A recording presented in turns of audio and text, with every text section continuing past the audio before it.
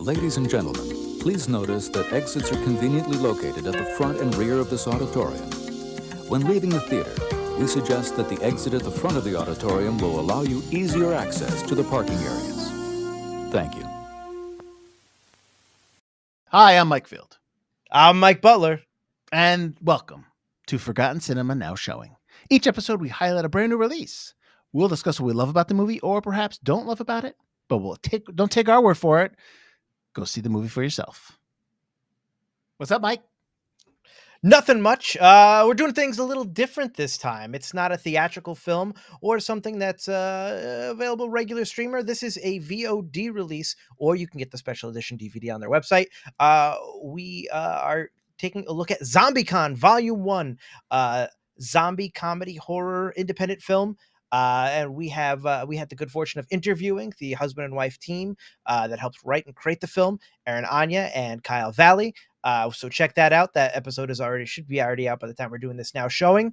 And so now we're going to do our now showing episode about that same film. That's right. So I guess I'll ask again, Mike. How you doing? Oh, I'm doing all right, except, I don't know if you've noticed, Mike, but there are a lot of assholes around. Just a lot of jerks, a lot of douchebags. I may be one of those, though. I may be one of those. You might be. You might. The thought did cross my mind when I was watching this. Yeah. Totally. It's just really getting to me. It's really getting on my nerves. I'm just trying to have a fun time with my friends, cosplaying, going to conventions, finding my happiness, my fun, being with my friends, enjoying the things I love. And people keep trying to get me down about it. I'm trying to be a nice guy, and people keep trying to push me around. And as luck would have it, some of those a-holes are about to get a taste of their own medicine, because they're about to turn into mindless, rotting, flesh-eating zombies, which means I ain't got no qualms about taking them down. I'm trying to figure out which character you're supposed to be, because I was trying to be an overarching kind of like every character. I think it was mostly Rocket. I'm the guy they didn't see behind the scenes. They didn't. I was there the whole time. You're the one that. Hi guys, I'm okay too. It's like one of those movies where it's like one of those when the sequels and they're like, no, I've been there the whole time, and they flash back and you're like in the scene, like, wait a minute, he wasn't in the first film. Oh, it's like Scrubs with what's her face? Is the one that ended up having Zach Braff's kid. Oh, right. And she does the intro and she puts the X-ray up on the screen. See, been here the whole time. They came for a zombie movie, and we're giving you a Scrubs reference. So that's right. So Mike and I watched ZombieCON, like he said. It's a zombie horror comedy film, as Mike said. I guess this is an independent production, and if you've listened to our show, the main show, you know that both of us have dabbled in that world, and we understand the pitfalls, the challenges, the obstacles that you need to overcome to make a film in that world. But also we kind of, both of us have an affinity for movies that come from there, just because we know what it takes to make those movies. So I think this film falls in that category, Butler. I don't know how you think personally, but as your dog is moving around back there, running around, really professional. The equivalent of a 100-story wall is for her. Stupid dog. My dogs stay on the floor. Anyways. I think that is my biggest takeaway from this film, is just watching what they put together, understand it, even before our conversation, even before when we spoke with them, understanding what went into the film. It's just an impressive feat to see this on screen and to see this done, relatively well. I watched a movie, and we all know I'm not a huge zombie guy. True. Just because it's not my thing. And we talk about, I think the last episode of Forgotten Horror, we talk about genres and subgenres, like what we connect with. But that doesn't mean I won't watch zombie films and whatnot. It's not something I gravitate towards. So going in, I was like, oh, a zombie film. All right, let's, am I going to like this? But I do appreciate, what they did with that lore. And I think you talked about a little bit in our interview where, it was, they kind of changed a little bit of like, how you can kill them and whatnot. But I generally walked away from the film with a positive experience, and I enjoyed it. I had fun watching it, and I'm interested to see if it keeps going and what the next couple of volumes will be. But what did you think? Yeah, I think it was a well done film. I think that, for like an independent film, being able to film it the way they did, being able to have those kind of blood effects, just being able to, like, I know they said zombies seemed like an easy choice for an indie, but it's really not, because you need those zombies to be effective. You need all those blood effects. You need, daggers and knives and stuff to go through them. And, they're putting stuff in people's heads and stuff like that. And they do it. So I should have mentioned that in the interview. It's like they said, oh, that's the easy thing. But I think that was one of the more difficult things to do. Right. And I think they did it well. And I think that, they talk about the coloring the film and all the post-production stuff that they did. I think the post-production for the most part is done very well and looks very professional, especially for people that, as you learn, as we always champion, like they're learning, they're doing it. They're just did this movie. They wanted to go, they went, headfirst into it. And yeah, I think it looks very polished. What scenes stood out for you? For those who don't know, because I mean, we usually, when we do now showings, we assume that people have seen the films or they know what we're talking about. But just kind of give you, I guess, to give a little rundown of the movie itself, not to reveal a lot of stuff because you don't want to spoil it. Right. Essentially, you have four friends who are cosplayers who go to conventions, and what ends up happening is, obviously, as Butler says, zombies. Everybody that is an asshole becomes a zombie because of something that happens. And so these four friends have to fight their way. They're basically fighting their way to the main character's mother's house, who is also kind of like a mother to everybody else in the family, into the circle of friends. But it's not just about, fighting zombies and getting away. And it's also, there's a lot of interpersonal relationships that are happening, and just kind of like there's button heads and fighting, and they're just kind of trying to come to grips and deal with like who they are as people and their relationships and just kind of what that means moving forward. So that in a nutshell is what that film's about. But in this movie, Mike, what were some stuff or some scenes that kind of jumped at you that you kind of really liked? I think the initial apartment scene, actually, both zombies that attack in the apartment scene, I think, are very well done. They're very frantic. I like the music choice when that kind of punk rock music comes on and they have to deal with the zombie and they're stabbing it and there's blood and they're just freaking out. I really thought that was well done. It really like kind of felt real, just for, nerds hanging out, geeking out over, TV and movies, and all of a sudden a zombie busts in. It's not like you've got a Glock or any kind of 9mm just sitting there going, I got this, guys, hold on. And it's not like you initially want to kill somebody. You don't know, oh, it's zombie. So it takes a while for them to get to that point, and it keeps ramping up and gets more and more kind of ridiculous. Almost like Shaun of the Dead. So the first one knows Claire, right? The one of the yeah, the first one is Claire's ex-boyfriend, who was kind of abusive to her, so she doesn't want him in the apartment to begin with. And then, then he comes back. He comes in as a zombie.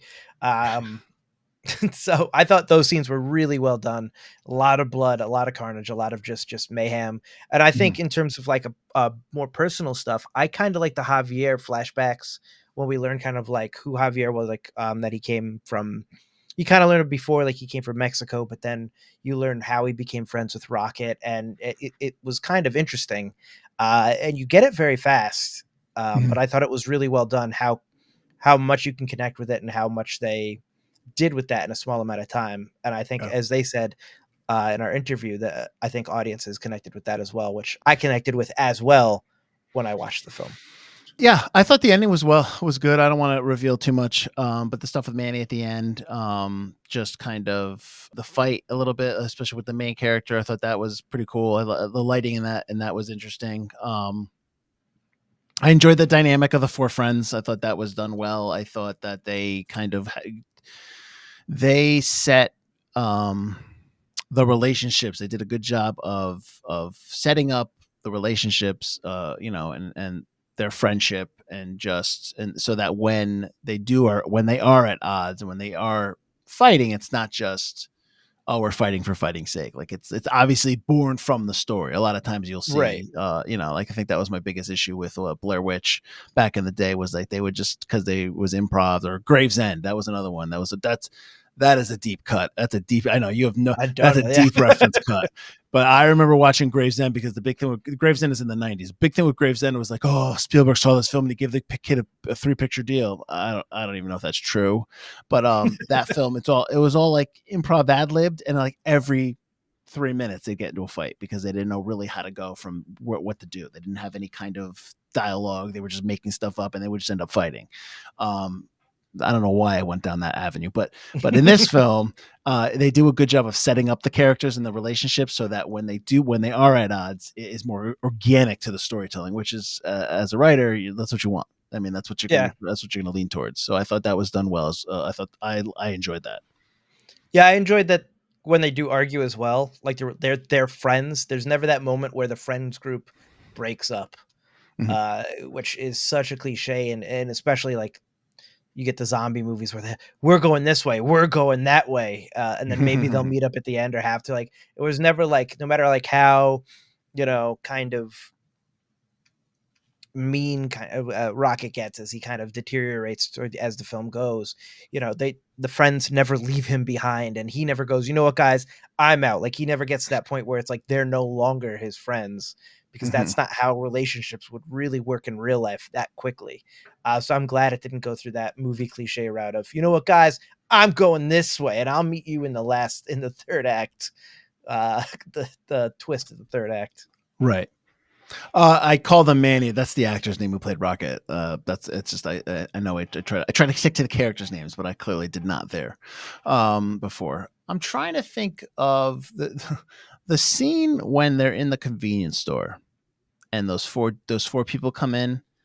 Like, I find it very hard to believe that there are. I mean, I know it's for the movie, and that's fine. But I find it very hard to believe there are people that are actively in the middle of a convenience store would just go at these kids and just like make fun of them like we're in some 80s high school film. I appreciate it because I love 80s movies, so I was like, this feels like an 80s film reference. But I just don't think that it's funny that they're just like, oh man, let's go they walk in like, oh, look at these guys, and they just start ripping on them. I thought that was funny.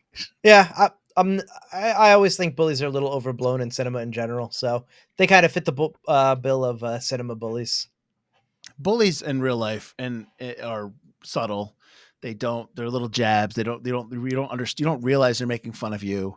But obviously in movies in general, not just in this film, in movies in general, you have to be overt with your bullies because you have to get to that point. You have to get to that point easier for audiences. Faster, like, yeah. Otherwise, it would be like another 20 minutes of Rocket continually getting jabbed, little by little. Yeah, little cut. You need to get there. Mm-hmm. Yeah. Yes, 100%. But I mean, I do. But bullies in real life, which I mean, I have no personal experience with bullies, and I was a jock. I'm not. Listen, I like to think that I was a nice guy back in the day, but I'm sure somebody doesn't like me for being mean, and I apologize. I'm sorry. There's a whole group out there of people that actually hate you that you don't even know about. You know what? Good. I feed on the hate. It's like Brad Pitt and Ross joining the racial hating club in Friends. They were the only two members. Right, Ross. Friends cut. Awesome. Got a Gravesend reference. I got a Friends reference. Go with deep cut. Scrubs reference. I love it. But also, I think for the money that they had and what they were trying to do, and you're shooting in LA, and I'm very impressed. I'm just very impressed with what we saw, because it could very easily, and I've seen movies where you have the same kind of level playing field, not a lot of money, people working on it. You're just trying to, it's a quick, I think they said it was like a 28 or 30 day production schedule. It was like a month. Yeah. Yeah. I've seen movies like that are in July, which I didn't mention in the interview, but in July in LA. So when it's hot. Yeah. You're dealing with a lot of blood effects. You're dealing with a lot of just, it could easily go the other way. And I think that It's a testament to the filmmakers and a testament to everyone involved that you have a solid film, and from our interview, and I definitely recommend you guys listen to it. Is they're getting a lot of good feedback on this film, so I think that's great. I think it's I think well. the concept is very clever. It's zombies, it's cosplayers, it's cons, it's they love anime, they love TV shows. It's everything you want that you can then, like, I know they said it wasn't part of their initial plan, but in terms of like marketing and promoting the movie, it's brilliant. Like, it's not the zombie part that's brilliant, it's the con part that I think There's is a lot of just fandoms a that are really intersecting in this brilliant film. thing that Yes. they did. Yeah. I think there's a lot of fandoms, like I said, that intersect with the anime, with the conventions, with cosplay, with horror. I think that you are hitting a lot of different circles of fans that that you're gonna hopefully see success. So I think that was to your point. I think that you're right. That was a good job, and it came organically, as we found out. So I don't think it was planned, but it's almost Right, like a yeah. happy accident. Yeah, which is great, which is even better because it's an organic influence, which I love. Yeah. I think it's really well put together. I will say that I think they mentioned some of their notes are it's a little long. I like my horror films at my 90-minute mark. I like my horror films. We talk about it all the time. I mean, we're just going through forgotten horror, so this is actually a good film to be talking about right now for October. Yeah, absolutely. But yeah, other than that, yeah, I think it's well put together. It's like you said, the lighting is really cool. I really like the lighting. Mm-hmm. And it's just polished. And for them to this is the first time they color graded a film and did all that. That's really cool. Yeah, and listen, this film is available, like Butler said, video on demand. It's available on Amazon Prime. I think they said Apple Plus. You can go and rent it, and listen, the money that when you go and you rent this, that the money's going to the filmmakers. It's going to the production company and it's them. It's not going to Warner Brothers or Prime or or the big people. They don't, or Disney. They don't need your money. But if you want to support independent film, if you want to watch, if you're into horror and it's the horror season, check it out. I mean, just rent it and check it out and see what it's like and give it a shot. And remember, it's much like when you hear about supporting mom and pop and local businesses, support local filmmakers. And I mean, it's a no-brainer. You absolutely, if you want to check out something different and new, and you don't feel like watching the same stuff that's being shoveled to you, check this film out, ZombieCON, Volume 1. We have it on good authority that there are other volumes coming, so you want to get it on the ground floor. So I mean, I recommend it, Mike. I mean, I think it's a testament to everything we talk about on the show about if you want to, we talk about other movies that are if you want an example of people just going for it and stuff like that. This is really the prime example of just going for it.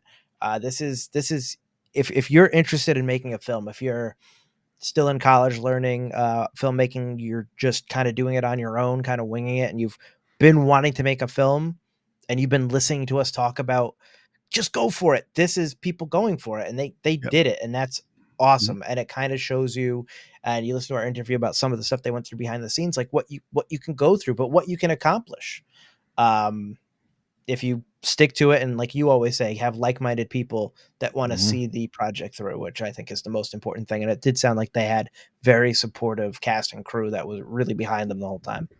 Absolutely. And I can get behind that 100%. So check it out. ZombieCON Volume 1. I mean, Prime Video is probably your best spot to get it. It's right. Everyone's got Prime, right? So just, we all have it. So just check it out. Yeah. I guess, Mike, where can they find us? You can find us at ForgottenCinemaPodcast.com or wherever you get your podcast you're watching or listening to us right now. Like, rate, subscribe, comment down below. What's your favorite zombie movie? Just check us out every Wednesday. We put out a new episode every Wednesday for our main show, Forgotten Cinema, where we talk about films that seem to be forgotten by audiences, whether it be because a more popular movie was released at the same time or the film simply didn't catch on with an audience in its initial run. All month long in October, it's Forgotten Horror 7, like my shirt right here, which you can get at our merch store. We've got a Patreon if you want to support us there. And Field's got nothing. I gotta Field buy it. Create a line of horror shirts as well. I gotta I've buy been it. eyeballing that Reluctant Hero shirt.